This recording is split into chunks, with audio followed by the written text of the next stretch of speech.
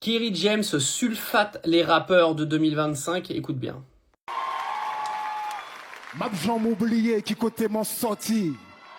M'a toujours représenté Haïti. Qui prétend faire du rap sans dénoncer les messages, ou plutôt les massacres qui ont eu lieu au Congo dans l'indifférence. Qui prétend faire du rap sans s'opposer franchement à l'islamophobie politico-médiatique qui a abouti à l'assassinat de mon frère dans un lieu de culte, Aboubacar Cissé. Que Dieu lui fasse miséricorde et soulage sa famille. Enfin, qui prétend faire du rap sans crier haut et fort, avec la détermination la plus totale et sans trembler, qu'il se dresse du côté des Palestiniens quand ils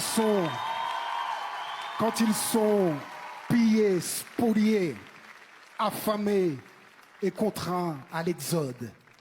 DJ Snake l'a fait, Baki l'a fait, Nasruddin Imarov l'a fait, Michael Lebou l'a fait. Alors qui prétend faire du rap et se taire?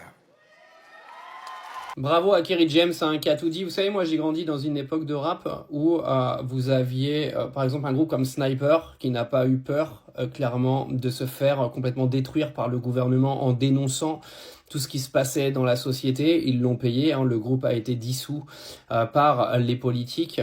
Il faut savoir qu'on avait quand même un niveau de rap à l'époque qui était beaucoup plus courageux. D'accord, vous aviez Sniper, vous aviez également Diams qui prenait énormément de positions, que j'aimais énormément également.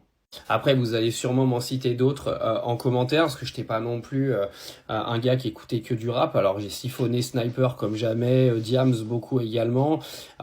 J'avoue qu'aujourd'hui, c'est compliqué de trouver du rap qui dénonce tout ce qui se passe, hein, clairement.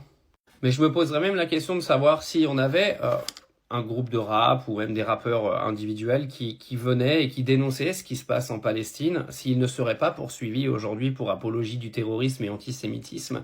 Oui, parce qu'aujourd'hui, tu es catalogué d'antisémite si tu fais une rime sur la Palestine. Et il suffit que tu fasses une petite phrase qui est un poil diffamante pour Israël et tu pourrais être mis directement derrière les barreaux. Ou finir comme Ismaël.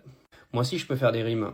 En tout cas, bravo à Kerry James pour ce message, parce que il reflète exactement ce qui se passe aujourd'hui. Moi, je trouve qu'aujourd'hui, faire du rap sans parler de l'islamophobie qu'il y a en France, sans parler de ce qui se passe en Palestine, je trouve ça pas très courageux, parce que à la base, le rap, c'est censé être un courant musical qui dénonce, et je trouve que beaucoup perdent leur courage.